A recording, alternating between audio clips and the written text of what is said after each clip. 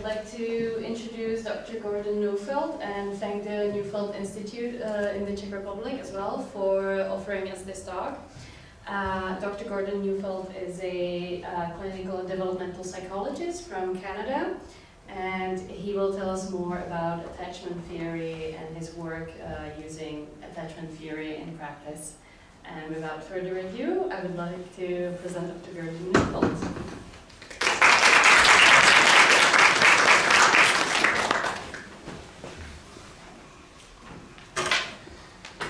Thank you, Natalie, and thank you for the invitation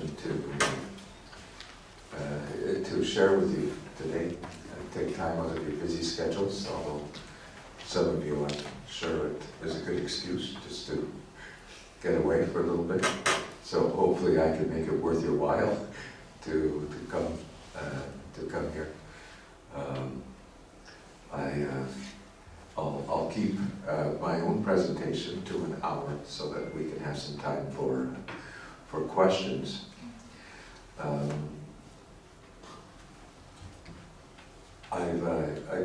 I come to you as a theorist and a therapist for over 50 years, working with various clinical populations.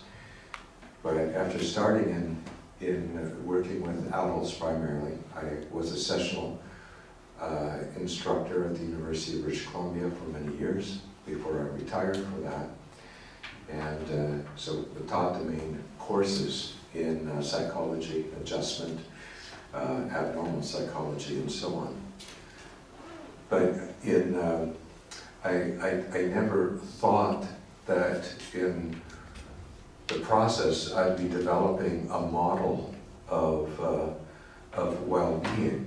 I moved far more to dealing with children because I found that 2- and 3-year-olds were very transparent. You could tell what the dynamics were going on. You did not have the cultural overlays, and you did not have the cognitive overlays, and yet you still had the main constructs of emotional defense. You still had the main constructs of all the things that you were dealing with. And they particularly suited my thesis, or the assumption as a developmentalist, that the unfolding of human potential is absolutely spontaneous if conditions are conducive. And so that's the main assumption. I was not trained in a developmental approach. I was trained in more the behavioral learning approaches. It was my own children, like Maslow, who converted me. And so I share that with Maslow, and I share also with Maslow that the main question is what are the conditions that are conducive to the unfolding of potential.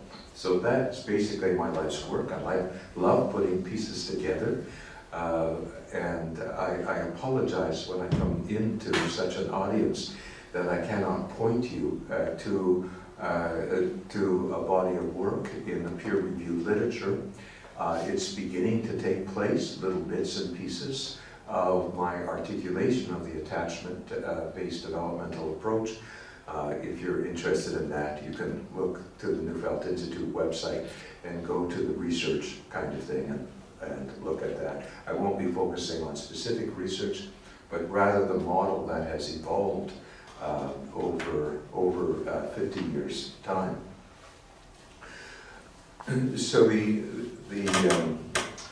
as far as attachment is concerned, we have come to know the term attachment theory under John Bowlby's theory and the derivatives of it, the typology, secure, insecure, and avoidant.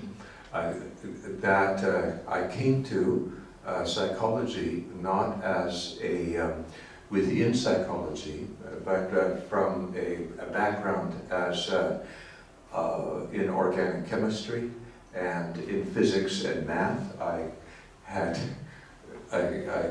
couldn't believe that I would ever go to the soft sciences because I held them in great disdain.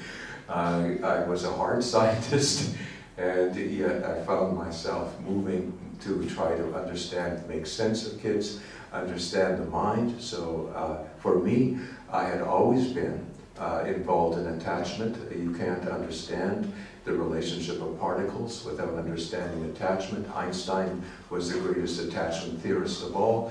For me, Newton was an attachment theorist. Gravity, fusion, all of these things are forces of attachment. And so I'm much more in line with the definition of attachment. That is the pursuit and preservation of proximity. It's the science of relationship. It is the preeminent dynamic. It's the first dynamic of all things living and non-living. And so it is a natural science definition, not a classic Bowlby science. So those of you, when I get to train pediatricians and psychiatrists, they say, we already know attachment theory. And they say they focus on the typology and secure attachment. That's not what I'm referring to here. I'm referring to something that is far bigger, far broader, and that it's based in physics, chemistry, and biology.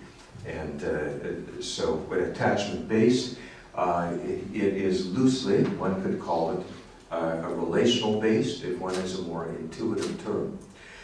Now, to land on feelings, such a messy construct, is very unfortunate because it, like relationship or like love, you can never define in terms of an operational definition. You're left with not being able to see these things. I'm used to it in physics, because in physics, we always knew that what you can't see tells a story. We could never see the things. We had to put the pieces together to create a model. In chemistry, we have to do this. But somehow in psychology, there's still this idea that we can flesh out everything and make it seeable and therefore measurable.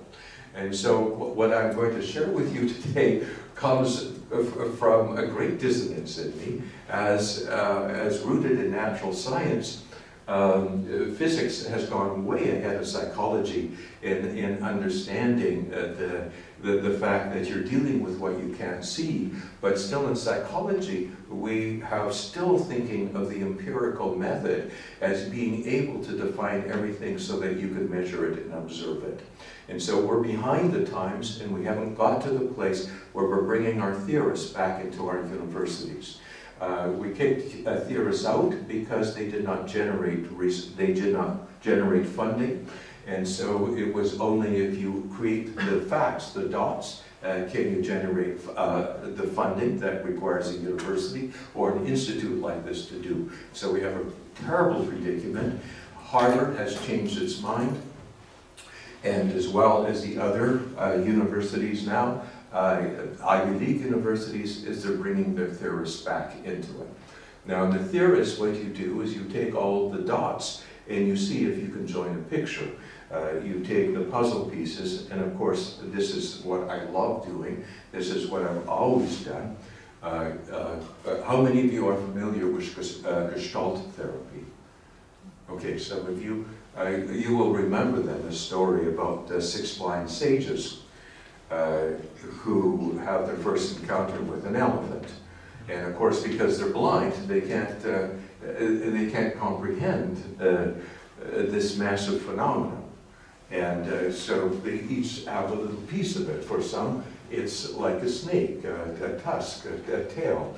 And of course, the idea of a theorist is you put the puzzle pieces together, if you have enough of them. In anthropology, that's obvious, but in psychology, it's not so obvious, but that you have to, in a sense, bring the puzzle pieces together to see the big picture. The problem with the elephant, of course, is it stands for a phenomena that is too big to see, to comprehend all at once. And it's also the elephant in the room, the thing that is so obvious, so everywhere around, so underneath our noses that we can't see it. And so in one sense, this is this great irony. Harvard does this great research to say what is the single most important factor in well-being, and comes to the conclusion that it's love. But anybody knows that that is, science stutters when it thinks of love. It also shudders when it thinks of love. It's a 4-letter word. We can't deal with that, and so and the feelings go along with it. And so what are we going to do as we push forward? We're not going to be able to answer the big questions we have without going back to our theories. Now, I will give you one model of this from an attachment-based developmental approach. I hope that that models will begin. You can use this model. A model is always evaluated in a completely different way than a method or a practice, by if there's anything incongruent or dissonant with it, if it can generate theses for research, and if it has the power to explain. And so in a developmental approach, we talk about evidence-based theory, not evidence-based practice or methods, because the method itself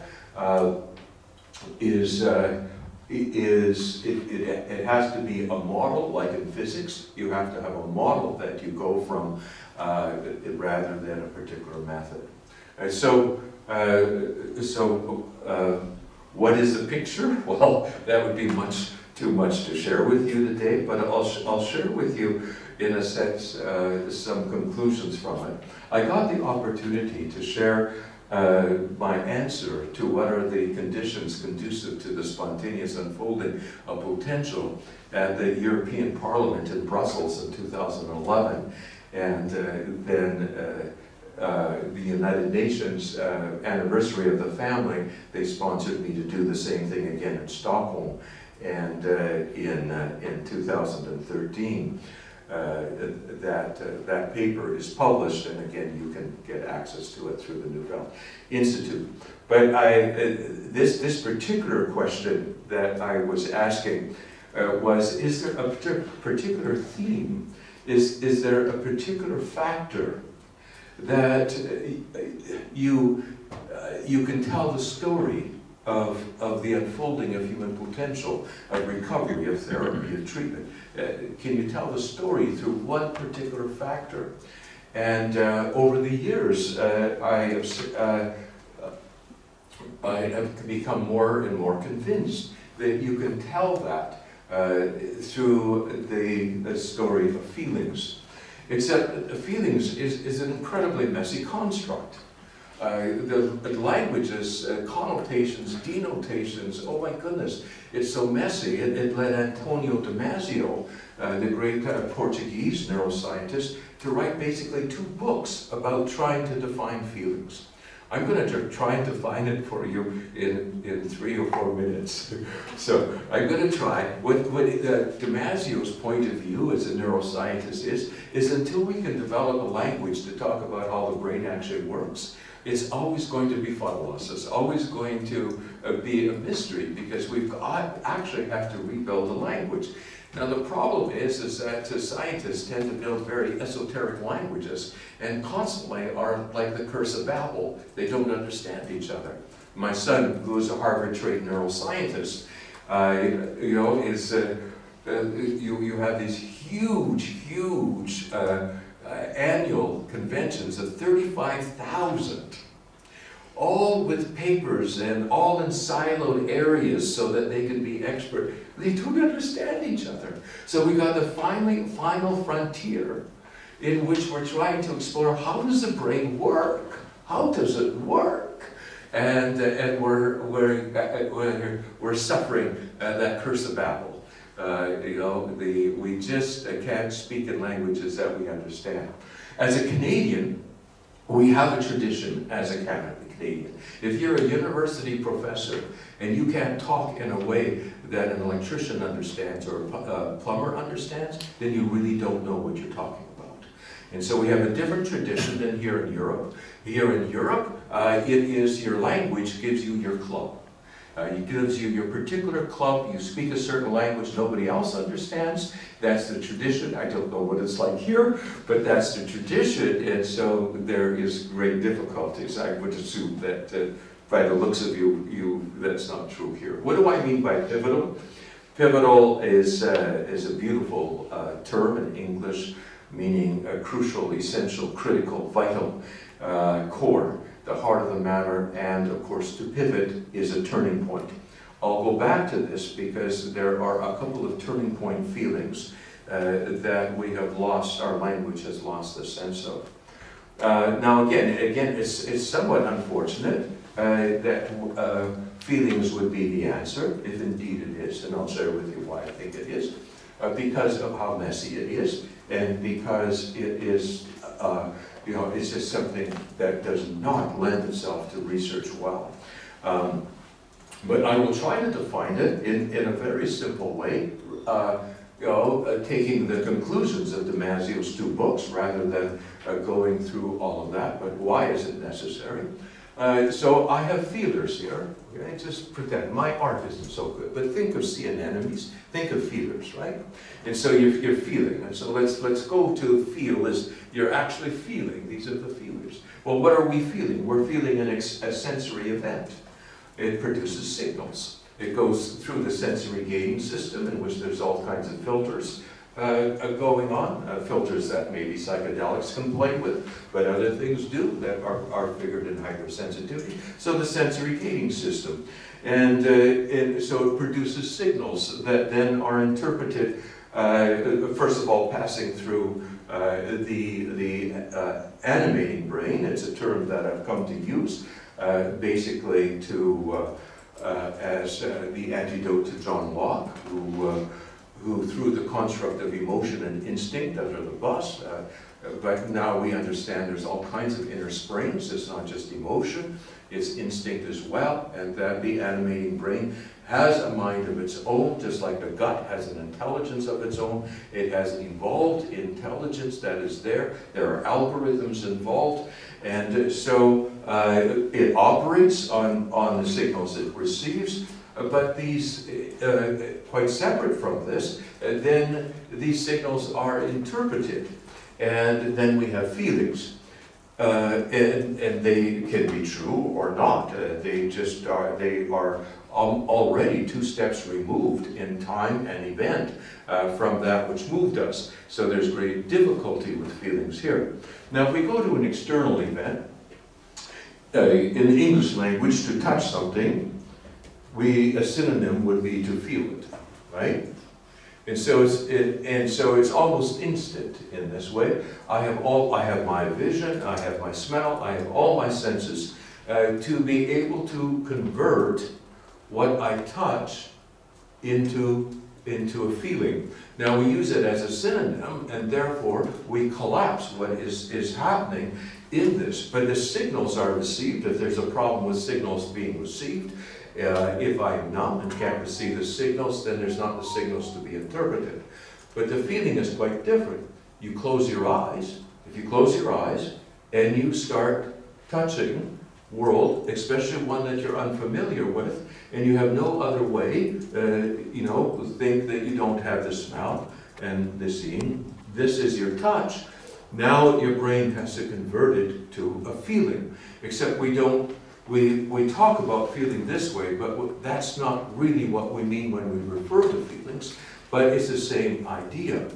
Now, when you go to the internal event, what's happening inside of us, how we are moved, emotion in Latin, motion to move, how we are moved, the inner springs, and now we know that they all have purpose, they're all trying to take care of us. And so rather than pathologizing them, as John Locke did, as part of our animal nature, becoming truly human lies in cognition, rather than in the animal nature. We've now realized, of course, we're animals. We're mammals. We all share the same animating brain, and that animating brain is trying to take care of us. So we start from the assumption in a developmental approach that there's order in the universe rather than disorder. So rather than following the construct that there's all these things that can be wrong, and that emotion still does not have purpose, and and instinct, because there were so many theories of instinct, John Locke just dismissed them all. But the fact is, it's the largest instinct drives that we know about are the instincts to play, the instincts for togetherness, and the instincts to achieve. David Alkind, one of the great American developmentalists, basically said, well, Freud saw the basic drives as love and work. Piaget saw the basic drives is play and work, and perhaps there's three basic drives. Love, which would be the most intuitive word for attachment. Work, which would be the most intuitive word for achievement, outcome-based activity, and then of course play, which is a completely different drive. So when we bring in then the next one, okay, first of all, feelings are two steps removed in time and experience from the sensory event. That isn't so obvious in terms of when you feel your outside world. And feedback signals must first be received by the sensory gating system and then interpreted by the cerebral cortex or the interpretive brain, which leaves ample room for error, which we'll talk about in a minute. But now we move not to the external, but the internal sensory event, which is where the problems lie. In the internal sensory event, again, how we are moved, changes in the system. Main things here are a changed state like hunger, bladder pressure, pain, evoked emotion, or activated instinct. And so these are how we are moved. Now the question is signals are sent back that have to go through the sensory gating system, the filters. They don't have priority. As most of you will know, the brain can only accept 3 to 5% of all the signals it receives, because our brains are very, very old. They are not at all equipped to deal with the information we have in today's world, and they only accept it. Therefore, there are priorities about what is accepted. The priorities are almost always to the external world and not the internal world, because when the brain is distressed, it has to make sense of what is happening outside of us, because there's problems to be solved, there's things to run away from, all of those kinds of things. And so what happens is the filters close to that which is inside of us. I didn't know why the kids that I worked with, whether they were preschoolers or whether they were delinquents in jail or whether they were young psychotics in their 20s, I worked with a young disturbed population, they all wet their beds. I didn't understand why. But now you understand, completely why enuresis is common, because you don't feel your bladder. You don't feel your bladder pressure. And then when I worked with kids of divorce, and kids were having difficulty in school, they would wet their beds at certain times, but not at other times. Why would this be? Well, the signals were not getting across that you have bladder pressure, and so first of all, a feeling is not just something about emotion. In most languages, it's a synonym, feeling and emotion. So we have to split it that way apart. And now it has to do with an internal event, but we've got a problem. Is that in any kind of stress, the brain prefers external feedback to internal feedback. So much of the feedback simply doesn't get into the brain to be processed. We've got another problem, is that the brain doesn't have the other senses to make sense of the feedback and turn it into feelings that you can count on. And so we've got difficulty here. Now, why is this feedback important? It turns out that the animating brain is the feedback it requires does not come from the cerebral cortex. It actually comes from the feelings that are there. It is blind. It has to feel its way through life. So you can know that something doesn't work. Oh, as a marriage therapist, when I did it, often a wife would come in and say, my husband doesn't understand me. And I would say, well, oh, yes. Well, I share, there's no sense sharing myself with him. He's not interested and he doesn't understand me. And that is what was my fantasy, was being able to have, that we would have this shared intimacy. I said, how long has this been going on? Well, we've been married now for 12 years, ever since the beginning. And I would say, well, you're still complaining about this? Well, you would think that you would either found a way of adapting or you would leave. But it's still the major complaint. And say, so how has it changed your behavior? Well, I never share with him anything.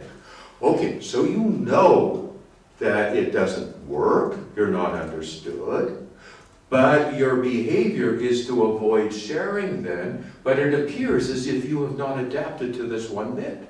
It hasn't transformed you. You're up against something you cannot change, which for every married person is their partner. They cannot change. But, do you follow me? But you have not at all adapted to it. You haven't left, it hasn't transformed you. Now what's the reason?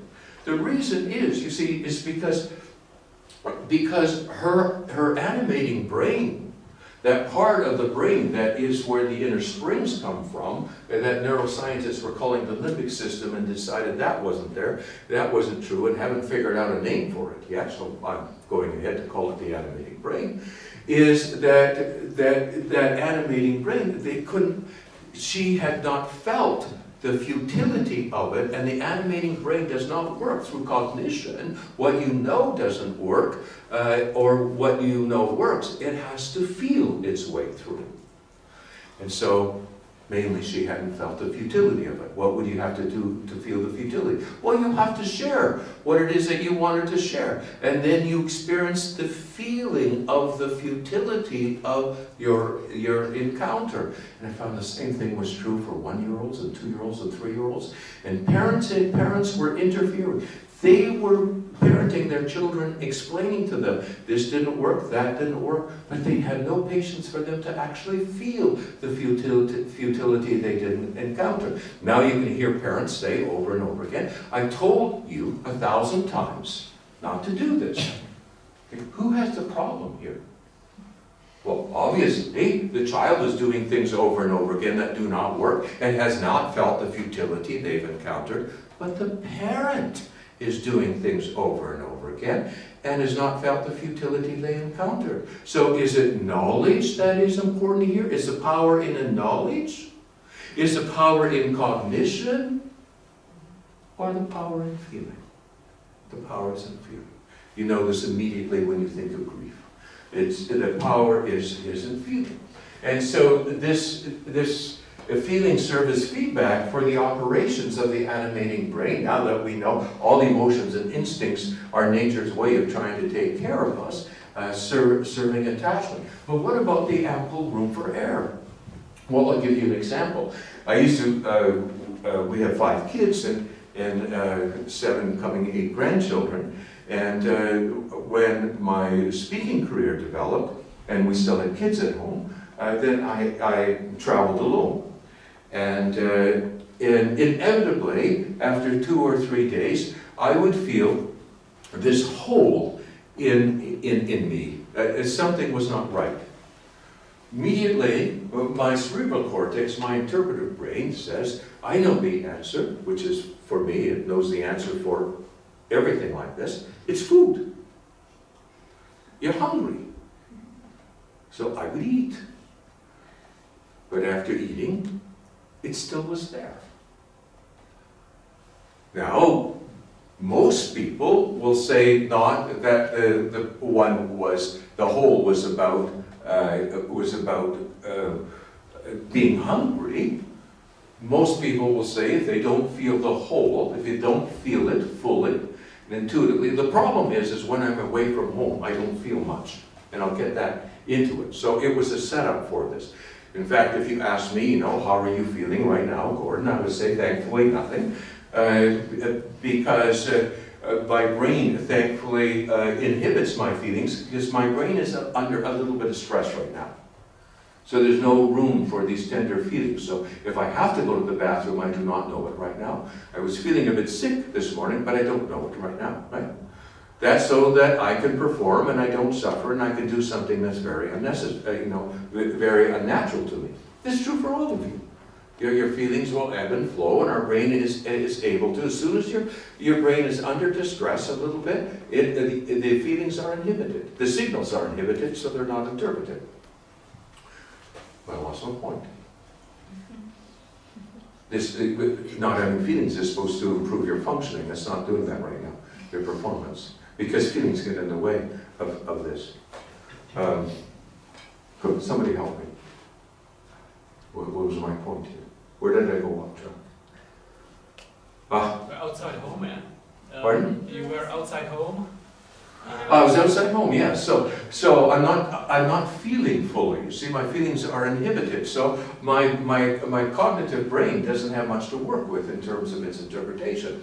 Now, most people in that situation, when their brain is distressed and they don't feel fully, the holes in their togetherness, which is really what the whole was about. It's a hole in my togetherness. There's an emptiness there, an aloneness, and all of this, because that's our preeminent need. So they would say, rather, I'm bored.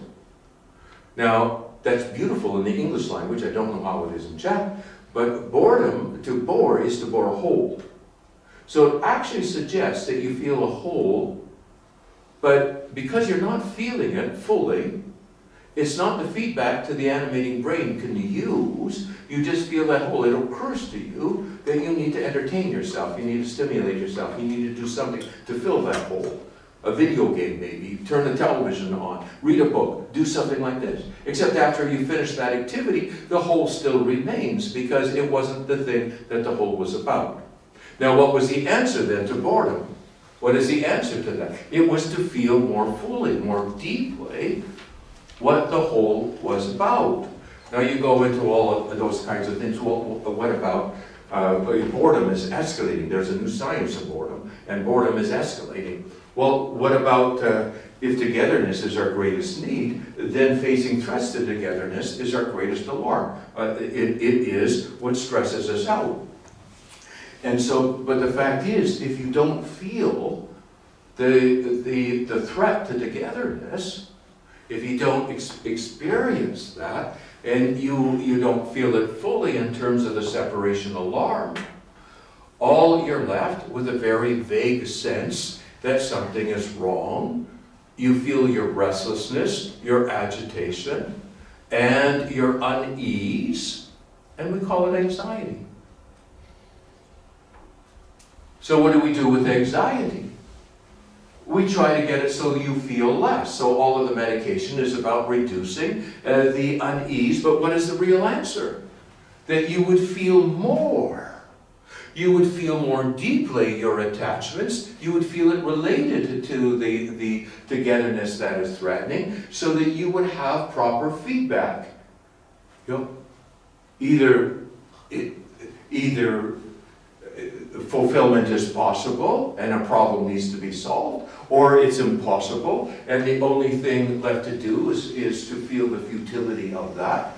But your brain needs feedback. Anxiety is not feedback for the brain. The cerebral cortex makes all kinds of mistakes about what you need what is the enemy? What is the threat? Is it disorder? Is it germs? Is it the closets aren't closed? Is it the cupboards? And you know the story.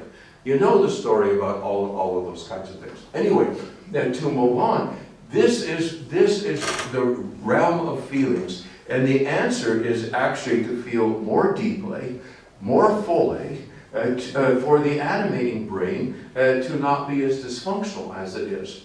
Now, why are feelings so important? Why are they workhorse of the system? Well, feelings were the last part of our evolution. If you can think, emotions extend instincts. Feelings extend emotions and other things as well. To realize the potentials, the last part of, the distinctiveness of human evolution. And so they become the key to making us fully human and humane. They become the key to optimizing other kinds of all of the, our potentials. Providing feedback is what I mentioned, the most obvious. I use the cardinal directions here just for symbolic of that. It is It covers all the directions, feelings. Drives the maturation, feelings now recognized as the engine of maturation, optimized development, rendering fully human and humane. If I get a chance, I'll share some other slides in terms of that. Feelings extend the reach of attachment. Now, you know people who are very attached. They need to be with, they need to be like, they need to belong to. But you also know, and you can see attachment, and somebody doesn't feel it. They don't feel attached. Now what feelings do, when you feel attached, you not only feel the purpose of attachment, because attachment is a delivery system of care, you feel caring. You feel it fully. A 2 or 3-year-old, oh my goodness, do they care? Oh, they care fully. They don't have to be taught to care. Nobody can be taught to care. How to care, yes, but not to care. And so caring is part of feeling an attachment fully. They take care of their stuffies, they take care of all of this. But to feel attachment, you feel the holes in your attachment. You know that you miss mommy, you miss daddy, you miss your grandma, whatever it is. So you feel the hole, you feel lonely, you feel that belonging. But when you feel attachment, it translates it. That's where it converts into a relationship. And the beautiful thing about a relationship, it usually happens about 4 or 5 years of age, when a child will give his heart, to speak in intuitive terms, to whomever he's attached to. And oh my goodness, the feeling is palpable. The feeling of emotional intimacy that is there. Only to set the stage for then sharing your feelings and the possibility of psychological intimacy. So we have the greatest optimization of attachment that is dependent upon feelings. Feelings is where it translates into a relationship. It transcends differences. It transcends significance. The beautiful thing about it is it transcends death. So when you lose a loved one, you can't be with them anymore. But the relationship doesn't die. And that's amazing, is that attachment can transcend death. But it can only do so if it's felt. If it's not felt, you don't get the optimization. And so attachment too requires optimization. But optimization that only feelings can provide. So all of the feelings they take something that's rudimentary and they optimize it. And this is the story of humankind. Except that whatever extends the reach in evolution also becomes a trouble spot. And then I was like, oh, so that's where we're having trouble. That's what's going on. And enables what I call the 3 R's, rest, recovery, and resilience. We all need a lot of rest. Our brains need rest. Oh my goodness. Rest is becoming the key. You know, as adults, we think we have to work at everything, work at our mental health, work at this, work at that. When the irony always has been is that no, all recovery, all healing comes from a place of deep rest. But how do we find that rest? How do we find that rest? You can sleep and not find rest at all. And so rest, recovery, and resilience, it optimizes potential for healing and recovery. So feelings are, yes, we could say, if we go with the argument, that feelings are absolutely pivotal to well-being, but, they're fleeting and fragile. They're associated with pain and suffering. Now we enter into the realm of philosophy, don't we? No, we enter into the reign of all of the healing arts. Oh my goodness, if the answer is where our pain and suffering lie. Interferes with functioning and performing in stressful situations. Now, we have a whole medical profession that is dedicated to reducing human suffering and increasing human performance under stressful circumstances. And so the medical profession is not invested in feeling. So almost every pill that we've invented is one that has either directly or inadvertently inhibits feelings. It increases performance, it reduces suffering. So you can see our problem in mental health. Are routinely sacrificed by the brain when togetherness is threatened. We still do not have a proper model of defense. You know, Freud's basic observation is we are defended, we are fragile creatures. And then we threw out all of it because, you know, he got distracted by sex and turned it into six sexual psychosexual stages. We all said, that's weird. And, you know, started out, we got to think about something else. But hey, we forgot about the main discovery of all depth psychology. We are creatures of defense. And that isn't coming in our contemporary understanding. So they're routinely sacrificed. So I don't have my feelings right now, so when will I get my feelings back? Well, that's the story. The story is one of safety. My safety is in my relationship with my wife. And so when I'm there and I'm not working on my next presentation, that's a time when my feelings will return.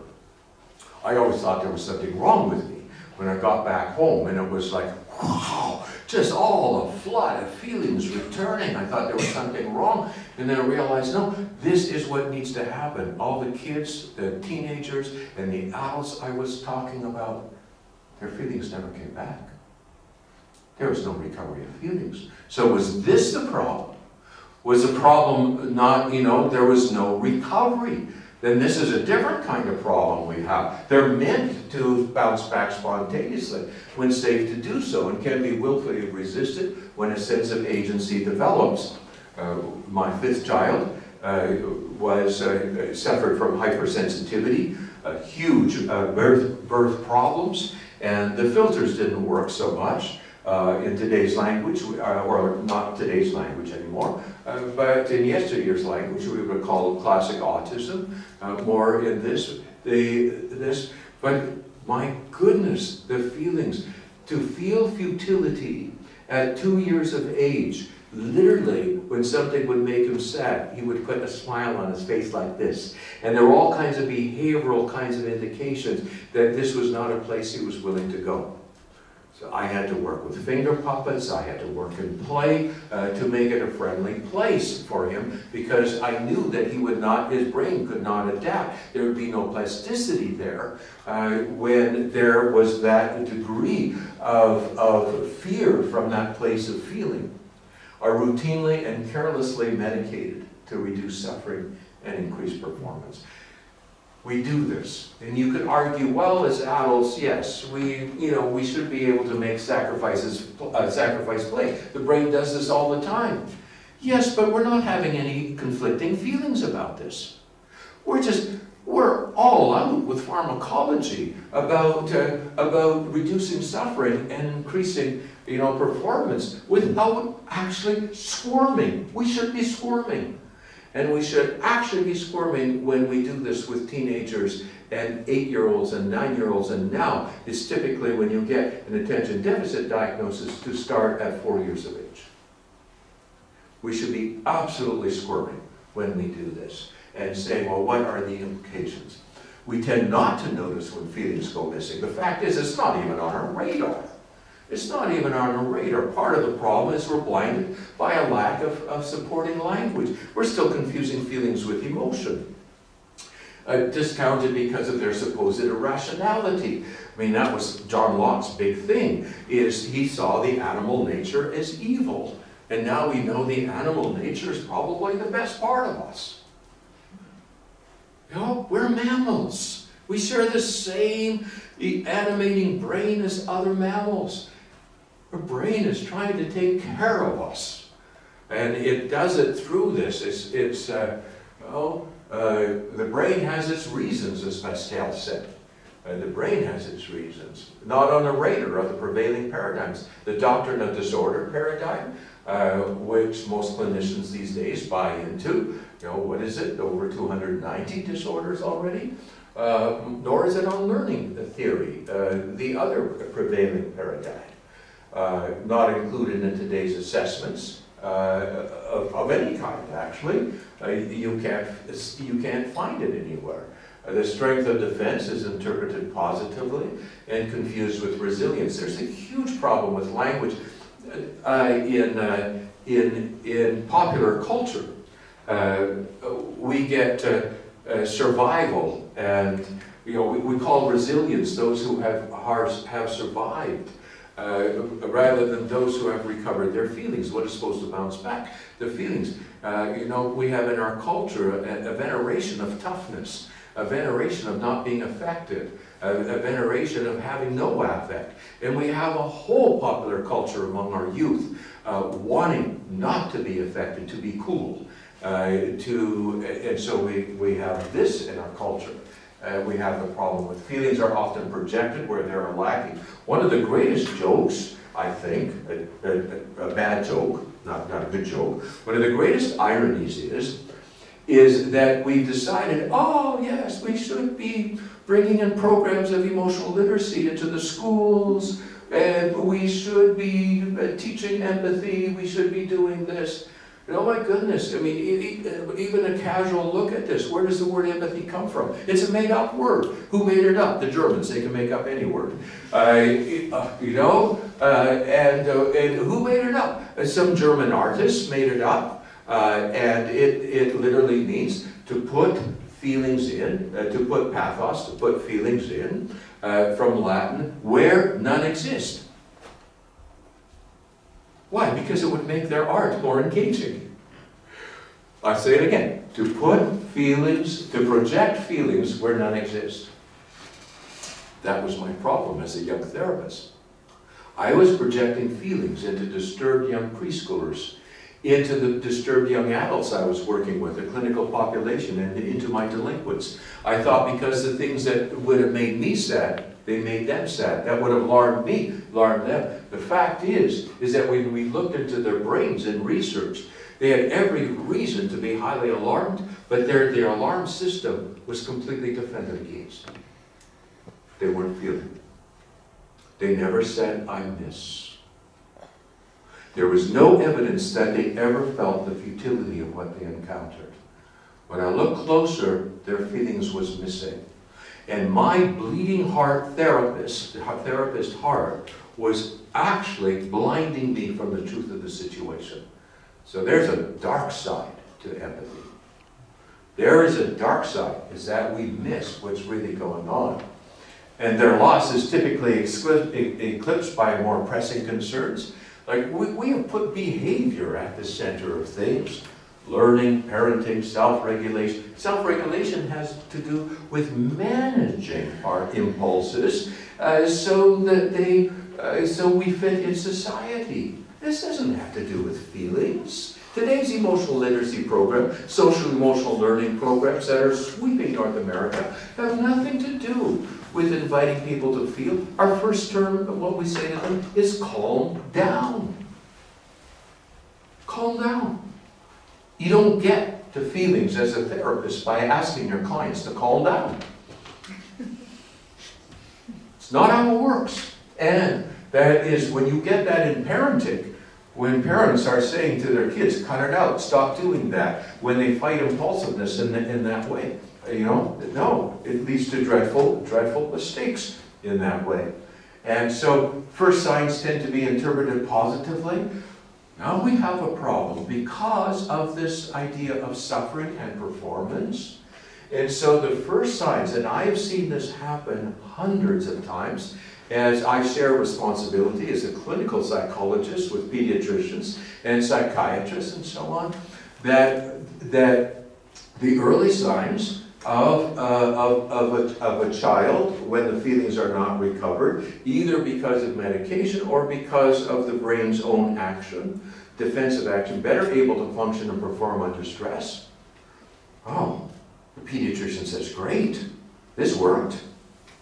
This worked. No longer talks about what distresses or hurt feelings. Not as messy anymore. Child isn't coming home from school saying, somebody hurt my feelings. They don't come home all of a sudden when it's safe, full of upset. Now, there's a lot of noise to mental health. It is messy. When it gets quiet, you all know, is when we get concerned. All of the atrocities, all the shootings in the States are coming from places where people said, we never saw it coming. Why didn't we see it coming? Why didn't we see it coming? No longer feels unsafe or alarmed. No longer reads rejection or feels its sting. is now playing with the bullies in terms of rejection that they shouldn't be playing with, no longer given to sadness and disappointment, no longer feels as needy, empty, lonely, or dependent. We interpret that as making progress. If we understood feelings, we'd say, where did the feelings go? We're headed for trouble. See, but you have to know about this. You have to understand that that's what makes us human and humane. No longer is visibly affected by loss and lack. No longer engages in spontaneous replay after charged emotional event. The advantage of having 7 grandchildren is that I get to do my lab all over again. My question as a developmentalist is, what are the conditions that are conducive to the spontaneous unfolding of potential? I'm convinced that 2-year-olds, when they are distressed, when they meet separation, when something scares them, there is a spontaneous recovery process. And I've seen it happening over and over again, even without words. And that is replay. Spontaneous replay. I'm convinced that in 50 years of therapist, basically that's all what I did. Is I made it okay for individuals to replay charged situations and circumstances until it was played out. And it was in the replay, feeling futilities that they've never felt, they couldn't have helped, that really was the essence of efficacy in therapy. But when the replay is not there, we had a terrible situation with our youngest child, the one with hypersensitivity. You see, was continually fascinated by things, and there was no impulse in him to follow us. Now, after having 4 kids, and they all followed, so I could go like the mother goose, and they would all come behind, right? And so we're traveling in Italy, and I'm assuming that we're in a village, and they're all following behind. This has happened before. You look behind, and the youngest one isn't there because he doesn't follow, right? There is too much going on. His brain can't filter out, so he can't get these kind of things. So he's off investigated someplace. We lost him for 2 hours in a village in Italy. I lost him once before in a cave. I, as his father, a clinical developmental psychologist, was punished for 8 years after him playing hide and seek every night before bed. Every night. And I had to find him. I had to find him. Replay. And I said, when is it going to stop? I was thinking, do I do implosion therapy? Do I do this? Do I do that? Do I do that? I said, no, nature's taking care of him. He's getting better, I can see it. This is huge, and it was on my watch that he suffered. The worst thing you could suffer is that kind of thing. But I saw play heal him. Replay. I just had to be willing to go along with that process. That's what I mean about spontaneous recovery. And so, if you look at this closely, we would notice that the fruit of feelings is missing. And then if we looked even more closely, we would see the feelings are missing. And could this be the common denominator to most of what troubles us? To the syndromes and the troubling syndromes? I'm becoming convinced that it is the common denominator. Did I press this? Battery go on. Jo, ten druhý asi.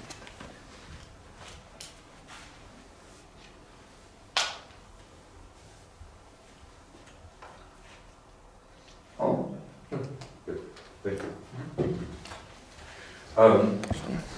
I'm becoming convinced, in fact, more I look at all of the thousands of cases that I've had over the years, the most common algorithm when the brain is under duress or distress seems to be more emotion but less feeling.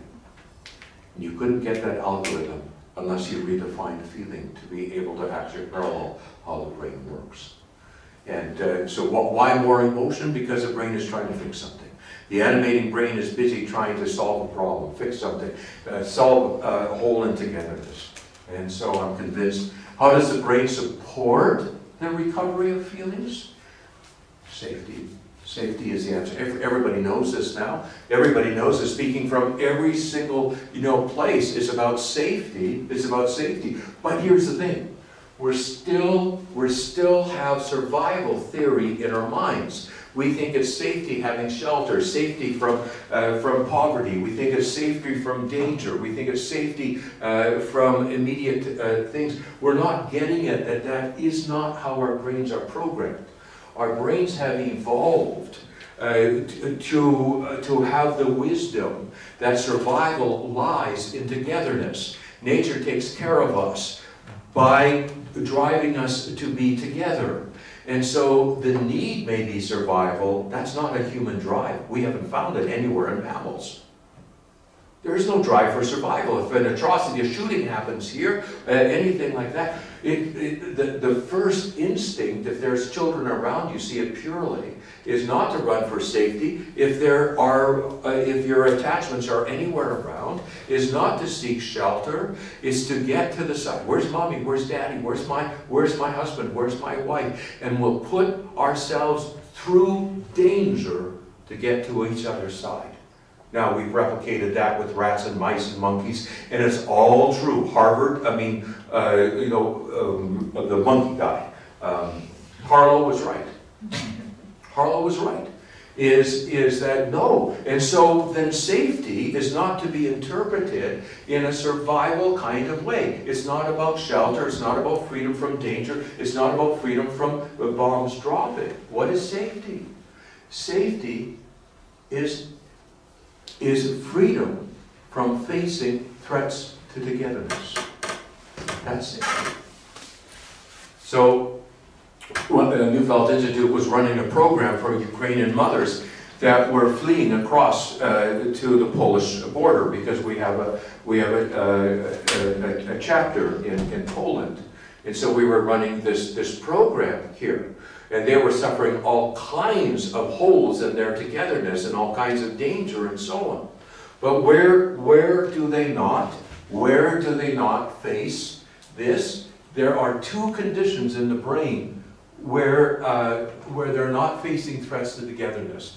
One is trusting dependence in the context of attachment. When a child, when an adult is facing the togetherness of those that they're attached to, the brain calms down. This is safety. Feelings come back. The second most important ritual we have in all societies is actually like this, but we haven't recognized it. It is the goodbye ritual. Now, in the English language, goodbye means God be with you until we meet again, which obviously you wouldn't say unless you were facing a threat to togetherness, facing separation. So what do? You take the attention, you use it to draw your attachment power, to draw away from a threat to togetherness,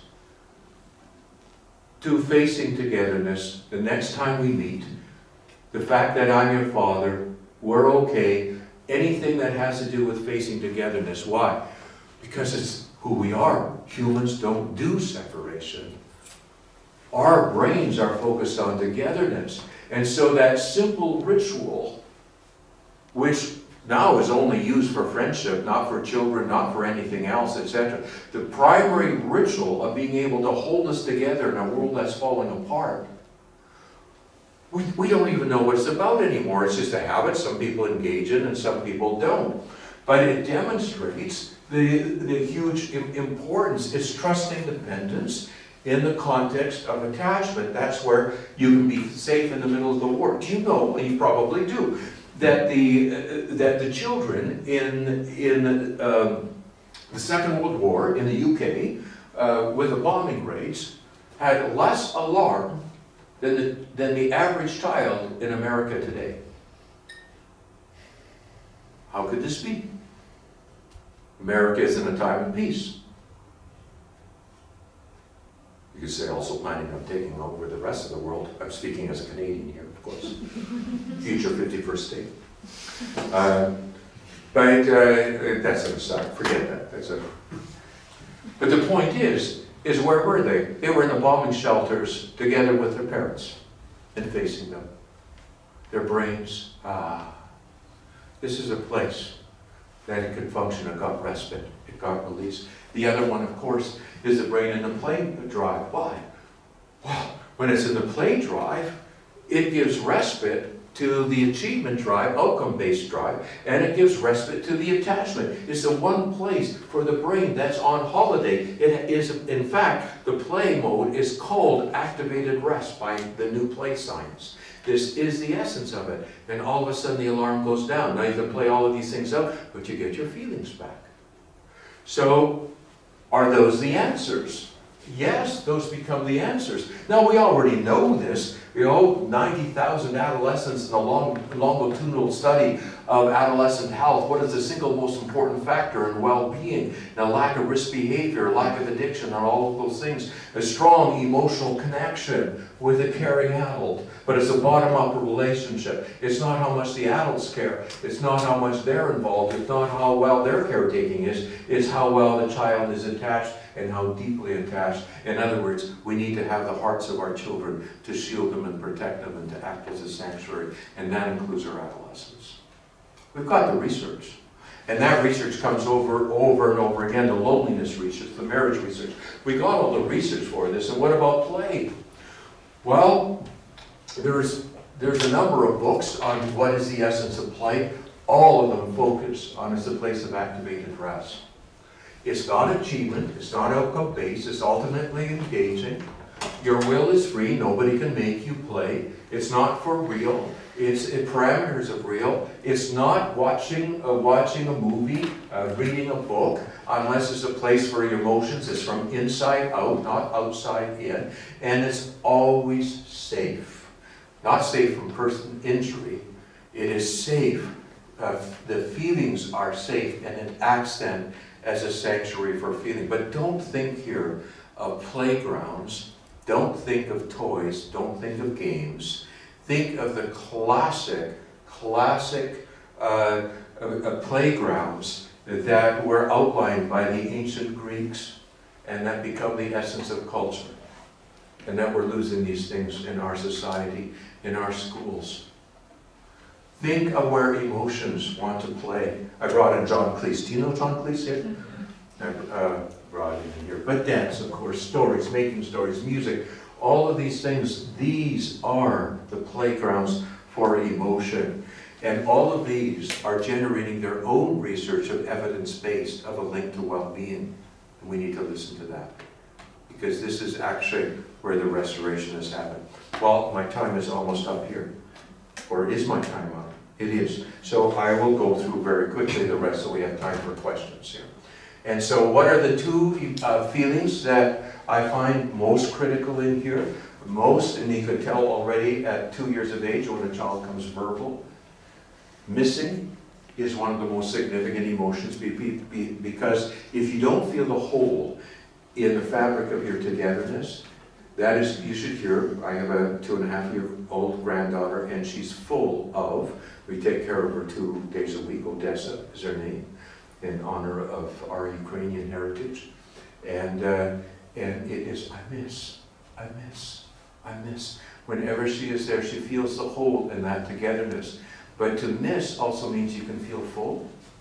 And to miss also enables you to feel the futility of filling that hole with anything else, or the futility of fulfillment. No, you're not going to see Nana today. No, we can't do this today, or whatever it is, and to feel the futility of all that fulfillment. And so specifically, what is it about?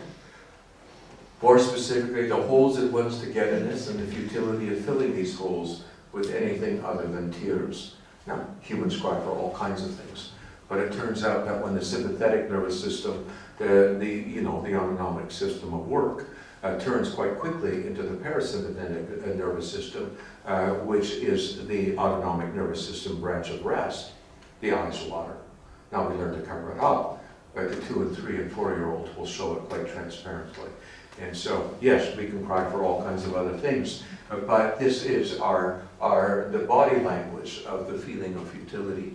Well, the point here is that this little encounter, futility needs to be felt for human transformation. Whatever we can't change, should be able to change us, but we have to feel the futility of it. And where rest, renewal, recovery, and resilience come from. And these are the 3 R's of well-being, 3 R's of mental health as far as I'm concerned. These are the absolute basis of this, and all related to this. Well, let me just conclude this material quite quickly here. The problem is in our society, we're losing these places.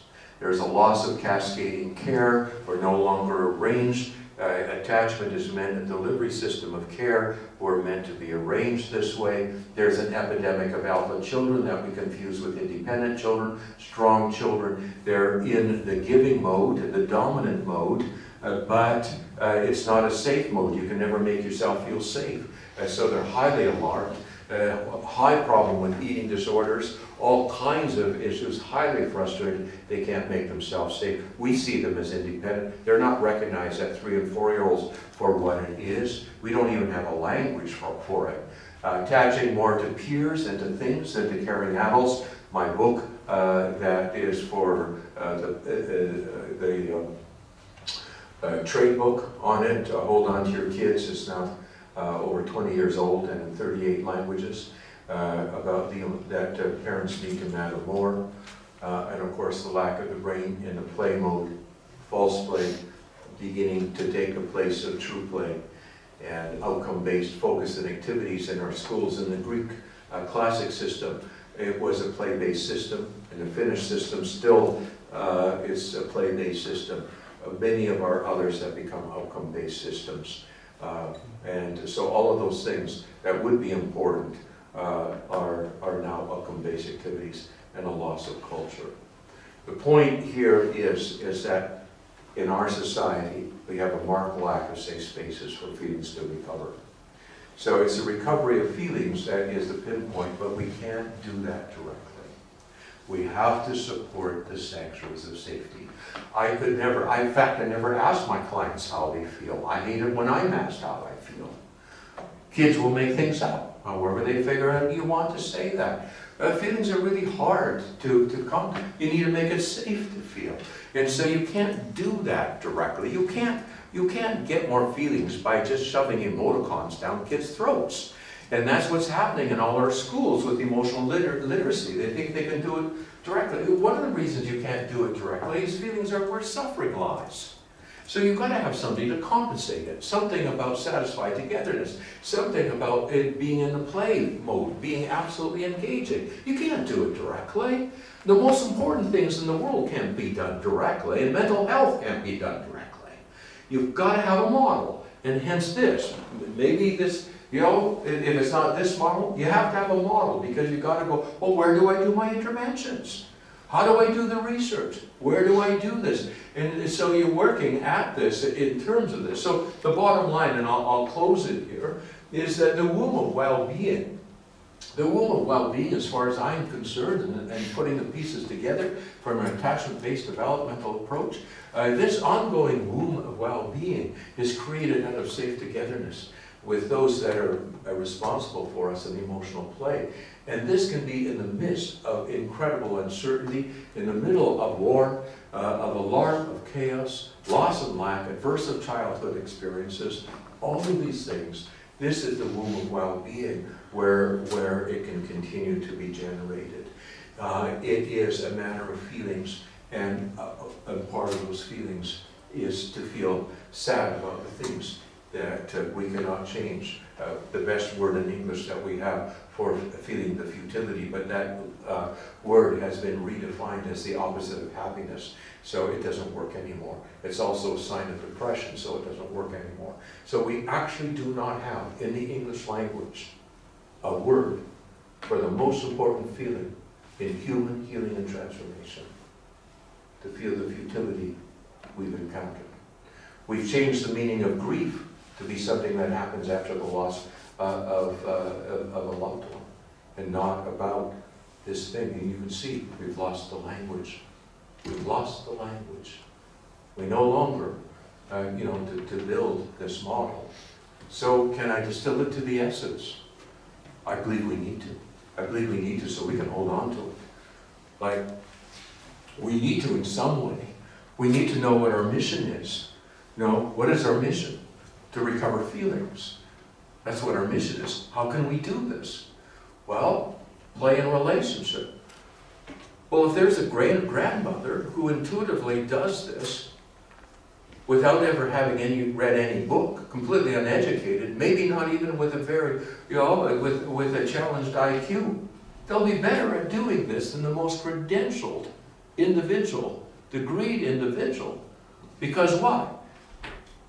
They will be providing the conditions where the brain goes, oh, there's some safety, and we can get the feelings back. So, but for those of us that are professionals, for those of us that are academics, for those of us that are researchers, then we would say, well, can we translate this in a way that we can find some empirical data, that we can gather the research that is there? But as a therapist, you know, if you were a politician, can you make policy and programs? If you're in a crisis in the middle of the war, if I had the opportunity to speak to Ukrainian teachers and opportunity to speak a number of times there to the crisis situations, and an important conference in Kyiv. I've had no opportunity to the Gaza Strip, but it would be the same message.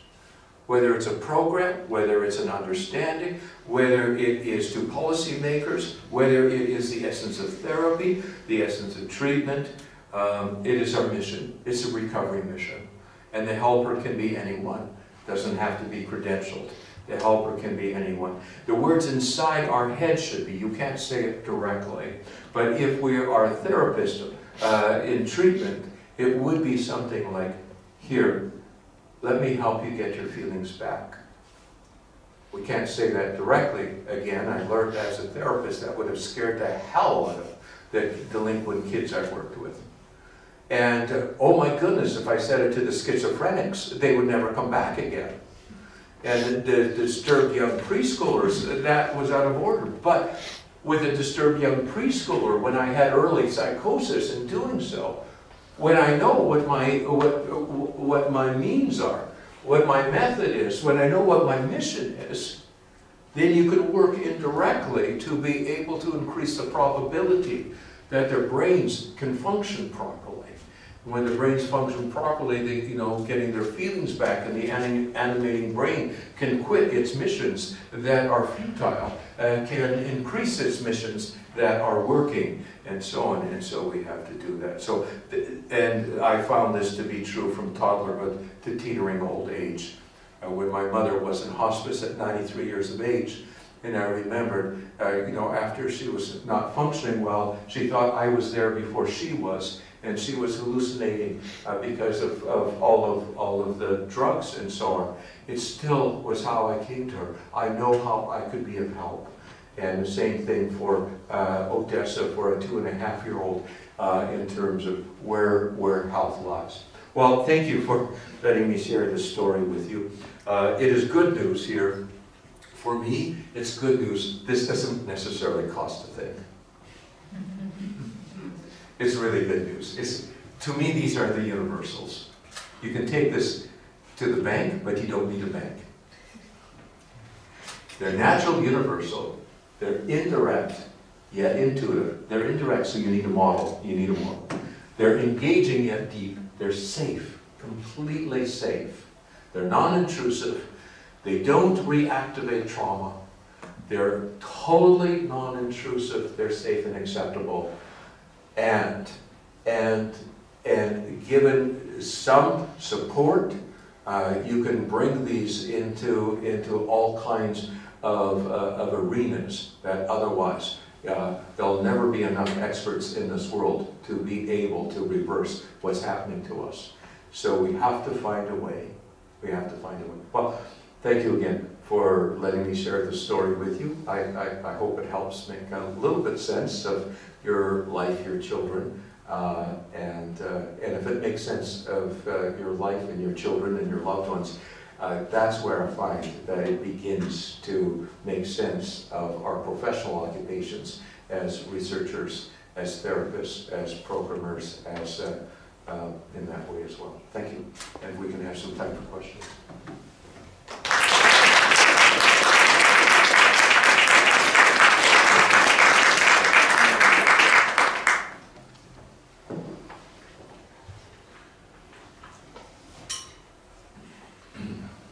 Yes. I'm not in this field at all, and so I may have missed something big time. But when you ironize on the countdown as a therapy, I was like, but this is my way to stop my brain to allow the feedback. And then you talk about the play that must be engaging. Whether a child or even an adult playing, I forgot to pee, that I need to pee. I'm completely engaged. So I block the feedback again. So I don't understand this 2 point. I need to be calm to get the feedback. Well, it's a developmental issue, is that if we take the calm down, the pursuit of equanimity, of impulse control, if we take it as adults in terms of and visit it upon children, their brains hear it as don't feel, don't have this. And so we say, you know, get a hold of yourself, go to your room unless you can think, you know, calm down, you're too upset. For them, the brains hear that is advocating the inhibition of feelings. And that is the problem, is that we're actually causing depression in young children, whereas we think we're increasing emotional literacy. Because any 2, 3, 4, and 5-year-old, when you say calm down, get a hold of yourself, for them, they don't know that there was another way. Like if they had mixed feelings, which is the issue. If you feel frustrated, yet you care about not getting into trouble or not hitting your brother or whatever it is, your impulse control isn't feeling conflicted. But if you can't feel, you'll never get to that impulse control. So then you have to take more medication or more meditation to be able to get to the same effect. But I have no argument with, as an adult, going into the situation, using your tricks to calm down so that you can fulfill your adult responsibilities. My argument is as a developmentalist, let's not take our adult tricks and impose them on our children when they're in a developmental process. And these are phases. You'll have to feel before the feelings can mix in the prefrontal cortex, before you get impulse control. We're trying to teach it. The greatest sin always, ever since Rousseau, Jean-Jacques Rousseau in developmental psychology, is what we call premature socialization. To try to get children to fit in society, in adult society, and yet not support the natural developmental ways they would get there. So that is it. Now you bring out an exception of play that is so engaging, and they forget that they have to pee. Yes, that is true. For children and adults. And it's true for adults, and time stands still, and so on. And yes, that is true, but it is true for the one kind of feeling, because there's so many other feelings that are there. So for it's a different reason. It's not a reason because there is greater inhibition of feelings. It's greater that they're drawn into the world that's engaging. And so there's all kinds of feelings there, and the ones that have to do with the bladder don't get priority. Yes, but thank you. Yes, that was good to pick up that dissonance. If you have grandchildren, you well know the fact. They're toilet trained, but they're in the midst of play, and they forget that they have to go pee. Yeah. You say it happens to us as adults too. I suppose it does. Yeah.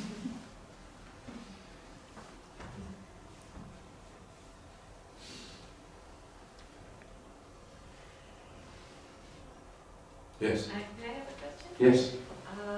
You said, for example, with patients that have anxiety, we actually need to make them feel more and not less. But when someone is having anxiety, it's already overwhelming experience, and if we tell him you need to feel more, they would be like horrified. Could you please tell more about the difference between feelings and emotions, and how to actually can help, for example, patients with anxiety to actually recover? Well, that hasn't been my experience with anxiety. What is so difficult is not being able to make sense of it, not having meaning.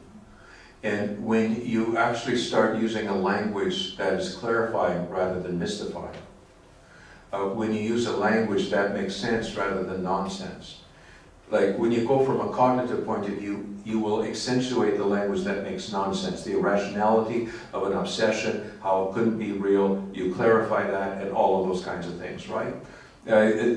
Because you fundamentally believe there's disorder, and so if the person could think right, they would feel right. But if you approach it this way, there is a validity. The brain is trying to alarm, but you start using clarifying language. Oh, you feel very alarmed. Now, the client won't even know that you've changed the language. They won't even know. But you've changed the language. You're very alarmed. When you change the language and you move to explore their attachments, you all of a sudden, oh, I'm really, you begin to fill in that brain with the kind of way the pieces could come together. Now, you could say, well, you're just leading them along and making suggestions. That could be true. So you really have to believe in this model if that's what you're doing to be able to do that. But the suffering becomes less when you know why it is that you suffer.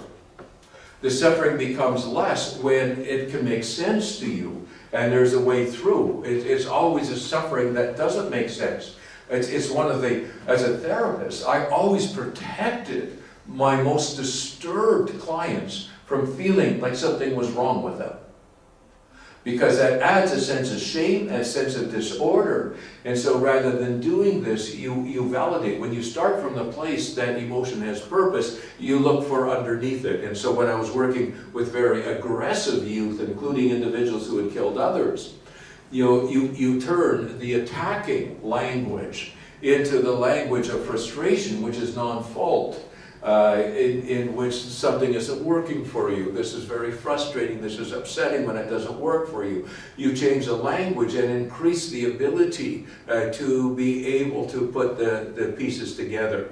And also, you change it. You can't go from anxiety to feeling the futility of the fulfillment, feeling the futility of escaping the threats. You can't go from anxiety. In fact, anxiety, like aggression, is a tearless syndrome.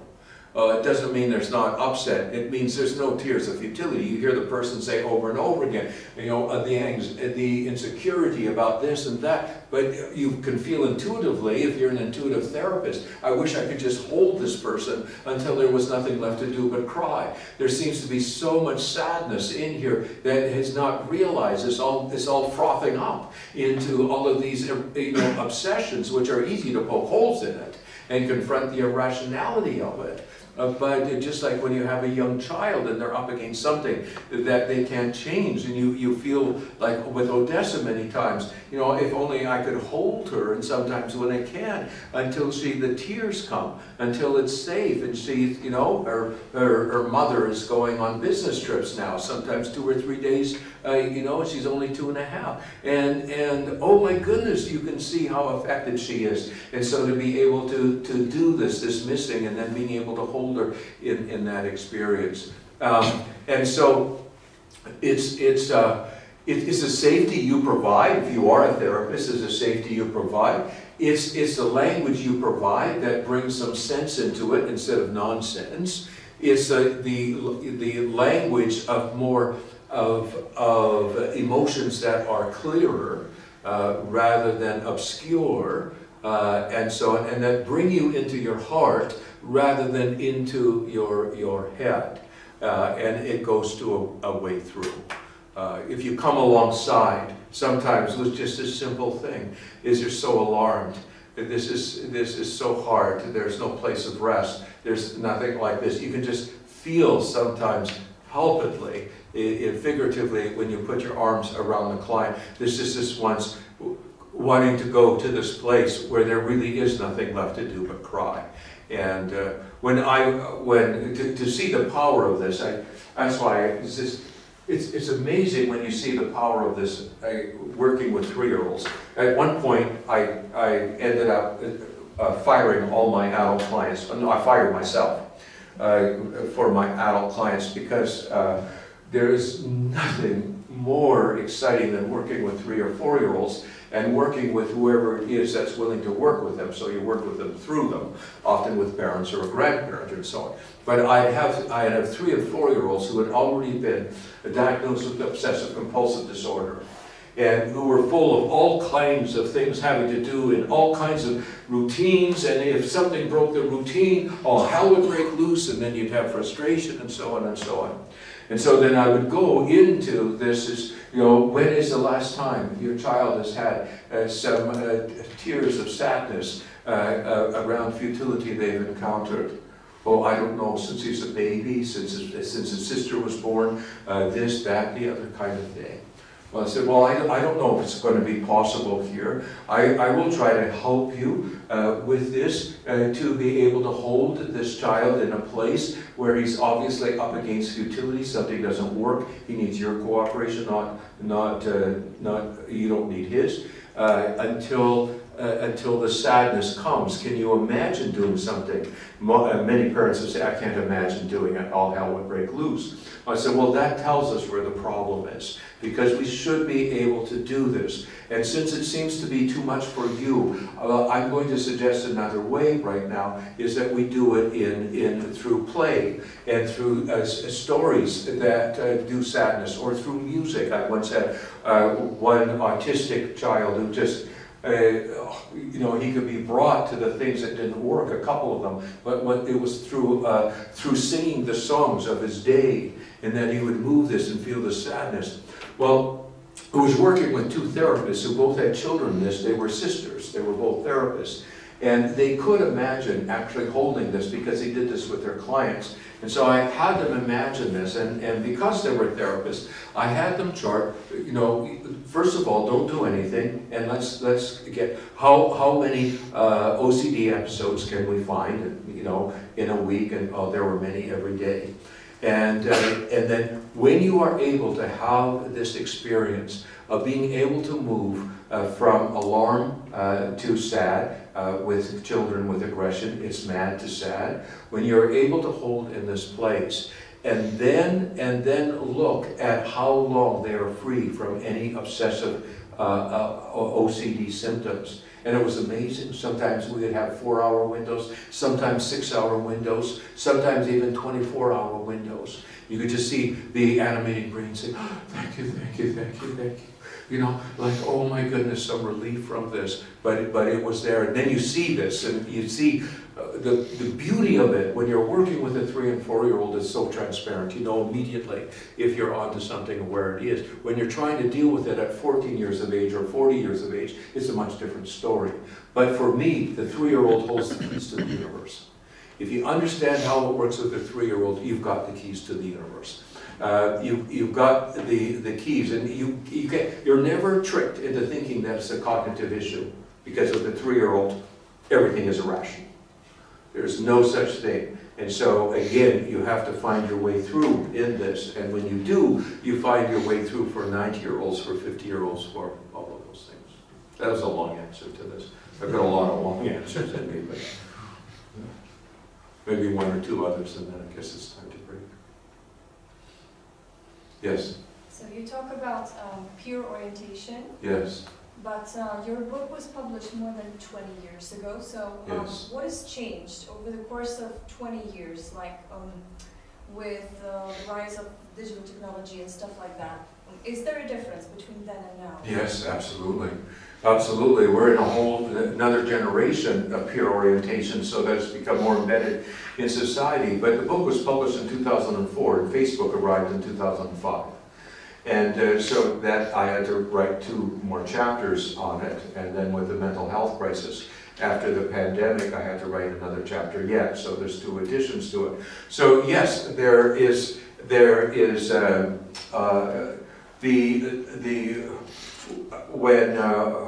when adolescents first converted digital devices into devices of togetherness, to be able to, of connection, of attachment, it basically transformed. Social media was born, right? And social media perpetrates relationships with peers, not vertical arranged. And so it draws individuals out of the cascading care with parents and grandparents with teachers and so on. So it's at a whole another level of crises, is that the care isn't getting through. And so in the pandemic, when the experts in the pandemic read it all wrong because they weren't informed by the fact that that children need to revolve around the adults responsible for them, even adults, for the care to get through. They assumed that the escalating crisis in mental health, all of the plummeting indices during the pandemic of keeping children home from school, that they needed their peers. Now we already know, I don't know if Czechia is any different than the rest of the world, but in most of the world, children don't go to school to learn, they go to school to be with their friends, which tells you the degree of peer orientation that is coming. In North America, there was a great divide, as 70% of kids had greater mental health problems that were kept home from school, and 20% flourished. So we had this great divide, and you need to explain both of those things to be able to get it. And the best way I could, in analyzing that literature and putting it together in the last chapter on Hold On to Your Kids, was that the 20% that flourished were children who were adult-oriented. They were basically attached to the adults who cared for them. The 70%, which is a remarkable figure, of our children were going to school to be with each other, and in the deprivation at that school became more depressed, more anxious, more alarmed, more obsessive, and more attention deficit disorder, and so on. So to me, it is evidence of the wrong turn in our society. But I was hard pressed to find an expert, a pediatrician or a psychiatrist, who did not interpret, in my opinion, the data in a wrong way. And so the data is the data, but when you interpret it through the fact that it got worse, decided that what they need for their health is each other, rather than that we need to reclaim our children, we need to reclaim our students, we need to reclaim our adolescents. Well, thank you very much for your time. All the best to you and your challenges. You are in a very important field, of course, trying to solve the riddle of optimal well-being, of recovery, of healing, of how to help people get better. So all the best to you as your careers unfold in this way. Thank you.